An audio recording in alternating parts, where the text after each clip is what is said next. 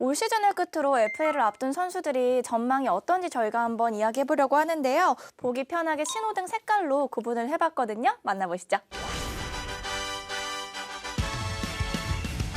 먼저 전망이 밝아요. 초록불 들어온 선수들부터 한번 볼게요. 먼저 기아 박찬호 선수는 이제 공수 활약이 좋기 때문에 이제 인기가 많겠죠? 2년 연속 KBO 유격수 수비상을 받았고 작년에 골든글러브 유격수 부문 수상하기도 했고 올해도 뭐 초반에 잠깐 빠졌지만 유격수에서 가장 좋은 모습이잖아요. 그러니까 이런 선수가 FA로 풀리면 타구단들이 다 관심을 가질 수밖에 없습니다. KBO 리그에서 유격수 자리가 좀 비어 있는 구단이 저는 KT 두산 정도로 보거든요. 근데 이 두 구단이 좀 뛰어든다 이러면 이제 가격 가치가 원소속팀 기아까지 해가지고 세 개 팀이잖아요. 네. 상당히 뛸 것 같고 그렇지 않다면 가격이 그렇게 높지는 않을 것이다 이렇게 보고 싶습니다. 저도 KT 두산 정도 보고 있는데 네. 거기에서도 이제 내년 시즌에 당장 그리고 그 계약 기간 안에 우승을 노리느냐가 엄청 큰 작용을 할 것 같아요. 꼭 필요한가부터 시작을 해야 되니까. 그러면은 박찬호 선수는 잔류할 가능성이 높을까요? 아니면 이적할 가능성이 높을까요? 제 개인적으로는 잔류. 뭐 기아 팬분들은 뭐 김도영 유격수에 대한 이런 이렇게 조금 로망 같은 게 있잖아요. 현실적으로 구단이나 이제 감독 입장에서 유격수 포지션을 교체하는 거는 쉽지 않다는 거죠. 사실. 그러니까 올해 끝나고 FA가 기아에서 5명 이상의 선수가 나오지만 그중에 가장 순번이 1번 아닌가 싶어요. 그러니까 저는 박찬호를 그냥 FA 풀리기 전에 DFA로 계약할 선수가 아닐까라고 한번 추측은 해봅니다. 박찬호 선수 같은 경우는 유격수잖아요. 팀의 이제 센터 라인. 우승권에 있는 팀이 우승에 도전하는 팀이 그 자리를 쉽게 흔들지는 않을 것 같고요. 그리고 지금 이범호 감독이나 심재학 단장의 구상도 보면 일단 박찬호 선수는 우리 팀에 반드시 필요한 선수다라고 잔류 협상 의지가 강한 것으로 알고 있고 다만 다른 그 이외의 팀들이 금액적으로 좀 많이 베팅을 했을 때는 좀 변수가 달라지겠지만 저는 기아 잔류 가능성이 가장 높지 않을까. 개인적으로는 이 두산이 만약에 새 판을 좀 짠다면 또 두산이 새로운 감독을 또 영입하잖아요. 좀 힘실어주는 뭐 영입이 될 수 있지 않을까. 박찬호 선수가 만약에 시장에 나온다면 그런 생각도 좀 해봤습니다. 박찬호 선수 정도면 약간 어느 정도 금액을 예상하세요? 작년에 이제 심우주 선수가 4년에 50억에 한화랑 계약했을 때 지금 웃고 있는 건 박찬호다. 이런 얘기들이 많이 있었거든요. 박찬호 선수 입장에서 봤을 때는 출발 선상은 60억이라고 보겠죠. 그 이상을 바라볼 거라고 생각합니다. 근데 결국에는 박찬호를 데려가려고 하면은 60억 이상은 배팅을 하잖아요. 그 팀은 우승을 해야 될 팀이라야 될 것 같아요. 근데 결국에는 아까 정세영 기자님이 얘기한 KT 두산이라면 우승에 도전할 팀 같지는 않거든요. 차라리 롯데가 가능성이 더 있을 것 같긴 해요. 롯데가 이제 김태형 감독 계약 마지막 해고 지금 올해 같은 모습이면 내년에 한번 배팅을 해볼 수 있는 상황이거든요. 물론 셀러리 캡이 걸리긴 한데 지금 이제 전민재 선수가 있지만 유격수를 아예 그냥 강화하는 차원에서 그런 선택을 할 수 있는 팀은 차라리 롯데가 가능성이 있지 않을까. 기아에서 또 한 명 초록불 들어온 선수가 최영호 선수잖아요. 잔류할 가능성이 높지 않을까요? 저는 무조건 잔류라고 봅니다. 왜냐하면 또 최용호 선수가 지난 5월 말에 공개적으로 얘기를 했어요. 나 좀 잘 쳐달라. 네. 구단도 이를 좀 잘 눈여겨본 걸로 알고 있고요. 구단 대표이사가 여러 번 최용호 선수에 대한 이 이례적인 발언을 했어요. 뭐 최용호 선수가 팀을 잘 이끌어주고 있고 어린 선수들이 최용호 선수의 이 멘트에 힘을 내고 있다. 구단에서 섭섭치 않은 대우. 물론 이제 나이가 있기 때문에 1+1 혹은 이제 맥시멈 2년 정도 계약이 될 것 같은데 잔류가 거의 뭐 90% 이상 있다. 이렇게 봐도 될 것 같습니다. 또 강민호 선수도 KBO 리그 최초로 4번째 FA를 앞두고 있는데 친정팀에서 유종의 미를 거둘까요? 너무 훅 들어오신 거 아니에요? 왜요? 친정팀이면 롯데 아니에요, 강민호. 근데 제 롯데 팬인 친구가 너무너무 바라는 바예요. 저 3번째 FA 때 그런 이제 롯데 팬들 사이에 그런 여론이 있었어요. 강민호 다시 데리고 오자.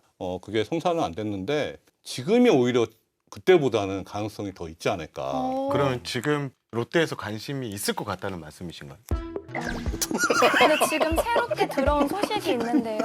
강민호 선수가 네. 그 에이전시 계약을 했다는 기사가 방금 올라왔대요. 리코 에이전시랑. 리코로 바뀌었어요? 네네. 선수가 에이전시를 바꾸는 건 또 이유가 있어요. 네. 하여튼 그런 분위기가 좀 있습니다. 제가 볼 때는. 지금 현재 버전은 아닌 것 같고요. 계속 이제 롯데 같은 경우에는 강민호 선수에게 꾸준히 관심을 좀 있었던 것 같아요. 그리고 지금 박준혁 단장의 그 모토를 봤을 때 과거에 롯데를 이끌었고 롯데에서 성공 신화를 썼던 선수들을 좀 데려오고 싶어하는 그런 움직임이 좀 있습니다. 그런 걸 봤을 때 강민호 선수의 롯데 합류 가능성은 아예 없다고 말씀드리지는 못할 것 같아요. 박혜민 선수도 초록볼이 들어온 선수 중에 한 명인데요. LG에 남게 될까요? 아니면 어떤 가능성이 높을까요? 전 LG에 남을 것 같아요. LG에서 그래도 잠실이라는 큰 구장을 쓰면서 이제 그 범위를 커버해 줄 수 있는 탑급 중견수를 데리고 오면서 박혜민 선수 효과를 봤다고 생각을 하거든요. 우승할 때. 박혜민 선수가 거의 뭐 마지막급 퍼즐 아니었을까라는 아마 LG에서 충분히 잔류할 것 같아요. 트라우마가 있는 한화가 노리진 않을까요? 경쟁이 붙을 수는 있을 것 같아요. 충분히 있을 것 같은데 그래도 그래도 LG가 잡을 것이다. LG가 잡을 것 같아요. 그러면 이번에는 노란볼 들어온 선수들 한번 살펴볼게요. 조상우 선수가 있네요. 잘해주고 있지만 아쉬운 모습도 있었는데 기아가 어떤 선택을 하게 될까요? 저는 이제 기아가 과거의 사례를 보면 외부에서 최용우나 나성범을 데리고 올 때는 파격적인 영입을 하는데 내부 FA에 대해서는 좀 합리적인 조건을 제시하는 스타일이에요. 그래서 조상우도 그런 선상에서 합리적인 조건을 제시할 거라고 생각합니다. 저는 근데 또 조상우 선수 같은 경우에는 트레이드로 1라운드 지명권까지 내주고 데려온 선수잖아요. 과거에 박동원 선수도 그렇게 이제 한번 잃어봤던 경험도 있고 하기 때문에 어느 정도의 기아는 액션을 좀 취할 수 있을 것이다. 그리고 조상우 선수가 지금 못한다 해도 지금 홀드 1위를 달리고 있고 어느 정도 성적을 내고 있기 때문에 조상우 선수 측에서는 상당히 이제 배팅을 할 거예요. 기아에서 얼마나 받아들이냐 그게 관건이 될 텐데 일단 기아는 저는 개인적으로는 무조건 잡으려 할 것 같다. 예, 말씀을 드리고 싶습니다. 그리고 양현종 선수 같은 경우는 기아에서 어느 정도 이제 대우를 해주느냐가 조금 더 관심사일 것 같은데 일단 양현종 선수는 떠날 가능성이 최용우 선수하고 마찬가지로 거의 제로에 수렴한다. 결국에는 이제 돈 문제 그리고 계약 기간 문제일 거거든요. 아마 40 정도까지의 계약을 좀 보장을 해주지 않을까. 전체적인 금액 같은 경우에는 4년 전에 계약했을 때도 옵션이 좀 많이 포함됐었거든요. 그 정도 선에서 좀 절충안을 좀 찾지 않을까? 그리고 양현종 선수 같은 경우는 타 팀이 이제 관심을 안 가질 것 같고 또 본인 역시 기아를 떠나고 싶은 생각이 없을 것 같습니다. 그래서 이 계약 기간을 어느 정도 맞추냐 거기에 이제 옵션이 어느 정도 들어가는가가 관건이 될 것 같습니다. 근데 양현종 같은 경우는 오히려 조금 수월한 케이스일 것 같은 게 김광현 선수가 이제 BFA 계약을 시즌 중에 했잖아요. 그게 하나의 이제 조금 그게 모범 돼서. 답안처럼 이제 되지 않을까. 구단이 어떻게 예우를 해주느냐, 명분을 주느냐, 모양새를 주느냐 그런 차원에서 저는 김광현 선수의 계약 조건이 하나의 선례가 될 것 같습니다. 단장님이 단장이었다면은 어떻게 하실 것 같습니까? 김광현 사례가 있기 때문에 그거 갖고 접근할 것 같아요. 정답인 것 같습니다. 그러면 다음으로는 박병호 선수 그리고 손아섭 선수인데 이 두 베테랑들의 거취도 궁금해요. 이번에도 이적 가능성은 없을 것 같아요. 특히 박병호 선수는 근데 박병호 선수 같은 경우도 비슷하게 키움에서 은퇴하길 바라는 팬들이 많이 있잖아요. 그러면 복귀할 가능성은 있겠죠. 키움으로는. 근데도 희박할 것 같아요. 저 같으면 사실 박병호 선수를 재영입할 것 같아요. 키움이 여러 가지 이유로 지금 팬심에서 좀 멀어져 있잖아요. 사실 프로보다는 팬심을 달리는 게 중요하거든요. 그런 차원에서 박병호 선수가 앞으로 선수 생활을 그렇게 길게 하지 않는다고 해도 1년을 계약해도 이 선수가 시등급이잖아요. 그러니까 충분히 데려올 가치가 있다. 근데 중요한 거는 그 프론트 내부에 어떤 마인드를 갖고 있는 프론트가 있느냐. 네네네. 이게 가장 중요한 것 같아요. 그래서 저는 그 마인드가 굉장히 좋으신 유 단장님께 여쭤본 거거든요. 사실 뭐 제가 키움 프론트가 아니니까 네. 예측하기는 어렵다. 사실 키움 프론트 같은 경우는 좀 약간 복합한 메커니즘으로 움직이는 곳입니다. 그리고 나올 때 박병호 선수가 썩 좋은 모습으로 나오지 않았거든요. 지금 돌아가는 상황 자체가 지금 팬들의 팬심이나 이런 게 키움을 좀 많이 떨어져 있어서 그런 선택이면 가능할 수도 있겠지만 글쎄요. 제가 봤을 때는 키움에서 이렇게 설득 박병호를 다시 데려와서 라인업을 보장하고 이러지는 않을 것 같습니다. 무엇보다 프런트가 그런 역할을 할 수 없을 것 같아요. 그러면 손아섭 선수 같은 경우는 만약에 이제 타팀으로 이적을 하게 된다면 베테랑 외야수가 필요한 팀이 이제 노릴 텐데. 손아섭 선수 같은 경우에는 시장에 한번 나와볼 것이라고 보거든요. 또 손아섭 선수가 수도권 구단에서 좀 뛰고 싶어하는 열망이 좀 강했어요. 과거에도. 그런 의미에서 좀 맞춤형 피스를 보면 SSG에 없는 이 유형의 타자고 4년 전에 손아섭 선수가 FA로 나왔을 때 SSG가 좀 관심을 갖고 실제 계약을 이제 좀 이렇게 협상을 좀 한 걸로 알고 있어요. 그래요? 그때 당사자가 오. 단장님이셨는데 네. 제가 넘기겠습니다. 네, 그래요? 단장님? 아니 오늘 왜 저 분량이 이렇게 많아요? 네. 많을 수밖에 없는 주제잖아요. 네. 단장님 예, 예, 전문이니까. 그렇죠. 사실 원래는 그 생각을 안 하고 있었는데 에이전트 분이 연락이 와갖고 좀 생각을 해달라 그래서 고민을. 아, 먼저 그렇게 예, 연락이 예. 오기도. 뭐 그래서 적극적으로 뛰어들긴 했는데 뭐 조건이 안 맞았습니다. 워낙 뭐 커리어가 좋은 선수니까 사실 저도 이 선수는 이적 가능성이 좀 있지 않을까 싶어요. 네. 그리고 또 노란불 들어온 선수가 한화 김범수 선수인데 단장님은 빨간불 주셨었다고 들었어요. 근데 이거 낼 때 그때 이제 작가님이 네. 이거 무기명이니까 편하게 내시라고 했는데 근데 이거 무기명 아니잖아요. 않았군요. 근데 이게 저는 김범수 선수가 95년생이고 젊은 편인데 연봉도 뭐 1억 4,300만 원인데 이게 조금 애매하다는 거예요. 하수석 같은 경우도 작년에 이제 B등급이고 이제 연봉이 이제 되게 좀 저렴했는데도 영입을 안 했죠.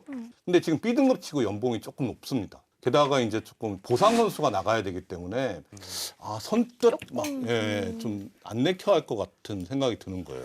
저 같으면 무조건 잡죠. 예. 지금 최고치 그동안 그렇게 그 제구력 때문에 마운드에서 고생을 하다가 올해 결국은 운이 좋게 단번에 올라선 게 아니고 그동안의 것이 쌓이면서 올라간 선수거든요. 김범수 선수는.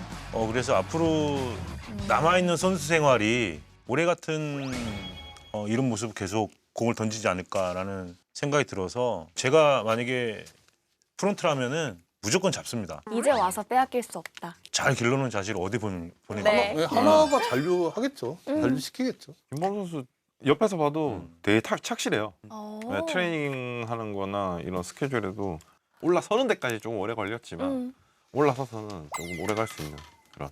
그러면 마지막으로 빨간불 들어온 선수들 한번 볼게요. 최대어로 뽑혔던 강백호 선수가 올 시즌만 놓고 보면 빨간불을 받았지만 그래도 정말 재능 있는 선수잖아요.